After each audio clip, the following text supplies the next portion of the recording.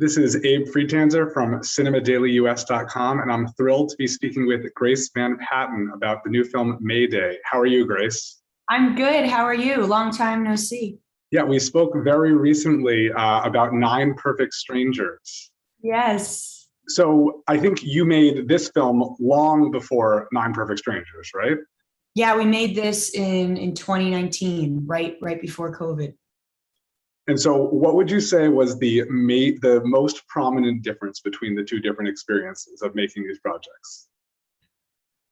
Oh my gosh. There's a lot of differences. I think Mayday is different than anything I've ever seen before, which is why I love it so much. But I mean, Mayday does take place in a fantasy world. Well, I guess you could compare it to all of us just being high in Nine Perfect Strangers, and we're in our own fantasy. Maybe it's more similar than I thought. I don't know. What appealed to you most about the story and your character particularly? I thought it was so magical. Every part of it, and such a unique way to tell a coming of age story about this young woman finding her inner strength and power, and watching that journey unfold in this fantasy world. I mean, it was so, I had never read anything like it. I had never felt the way I felt when I was reading it, and it was the first time I wanted to read a script right away as soon as I finished it, because it's so deep. It's so layered. And every time I read it, there was something new that I found. And I loved that. I loved that there was so much beyond the page. Absolutely. And I know that there's a lot of inspiration from The Wizard of Oz. What's your relationship with that film, and how do you see that as compared to this one? It was my favorite movie growing up. I loved it so much. And Dorothy, I think I was Dorothy for many Halloweens. And there's kind of, I mean, my outfit in the beginning of Mayday is very Dorothy-ish / Alice in Wonderland, which is another one of my favorites, and her falling into this fantasy land. And I think it is an homage to that, in the way that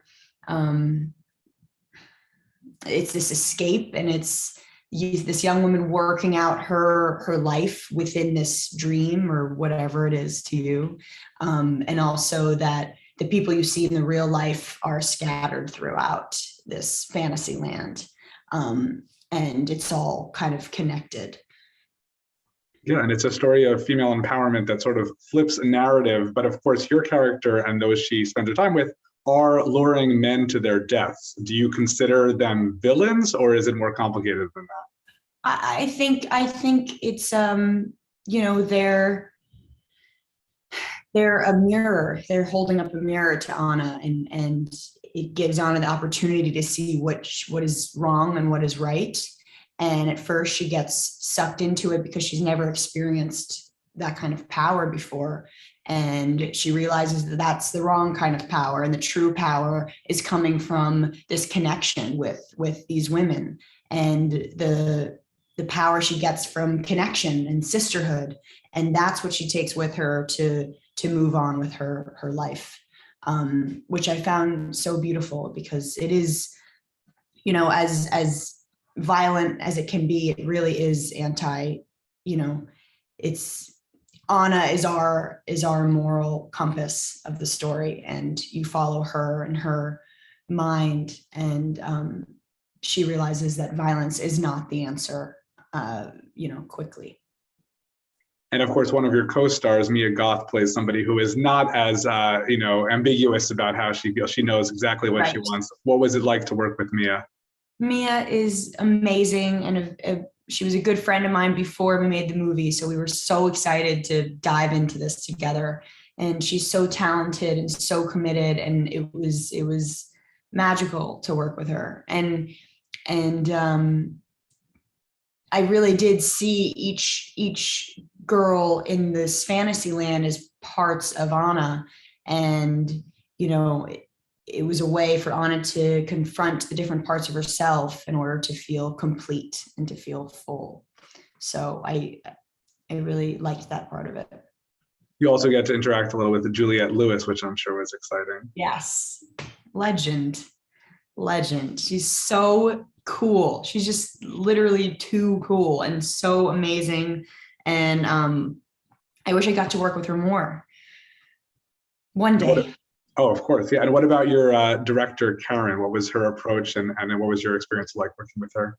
She's such a visionary. She knew exactly what she wanted from the beginning. And it's in the script too. You read the script and those images are in the movie, which is so rare that it really goes right into, that there's no break. There's no different, didn't get, broken in the process. It was her full vision, which is so cool and inspiring that she knew what she wanted, because that's hard.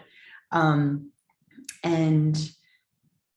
we would just have these deep conversations about who Anna was and what her essence was. And she's just so magical as a person, and she very spiritual. So it was really, I've never approached a role in that way before. And so you said you filmed this a while ago. It premiered at Sundance and now it's coming out in October 2021. Do you feel that the film has any increased relevance now that we're sort of still in the pandemic and people might want to escape to a fantasy? Yeah. Not like this, I hope, but something. Yeah, right. I hope so. Yeah, I think it does offer an escape. You really do feel transported when you watch it, which is one of my favorite things about it. It's really a world that I've never seen before. So I hope it does. I hope it did boost up the interest in it. Is there anyone in particular that you think will be particularly, engaged by this film? I hope young women, because I do think at the end of it provides a lot of hope. And I mean, everyone had a really tough year, and Anna is going through a tough time, and she comes out the other end of it. And what got her through it was friendship and connecting to people who supported her. And I think it just shows how important support is, especially like times like this. So I hope it gives especially young women hope. And I know that the last time we talked a lot more about Nine Perfect Strangers, but now that that's sort of wrapped, how are you feeling about that show? Do you think that there's a future for it? And do you think the reaction from audiences and the public is what you expected? I don't know any reactions besides my friends who have been very supportive and sweet about it, but I still haven't seen the last episode. So I'm excited to see that. And I'm happy it's all out in the world now. Absolutely. And can you preview a little bit about your new upcoming Hulu show, Tell Me Lies? Yes, very, very excited about that. It's based off of a book by Carola Lovering. It's so juicy and intense, and you'll read it in 2 days. And it's about this very intoxicating relationship that takes place over the course of 8 years. And it has everything. It's fun, it's dark, it's sexy, it's I think, and everyone can relate to it.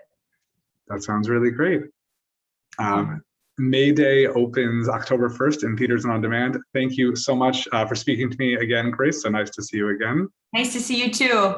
Absolutely. See you in a few days. Sounds great. Yeah, we'll do another one soon. Thank you. All right. Have a good one.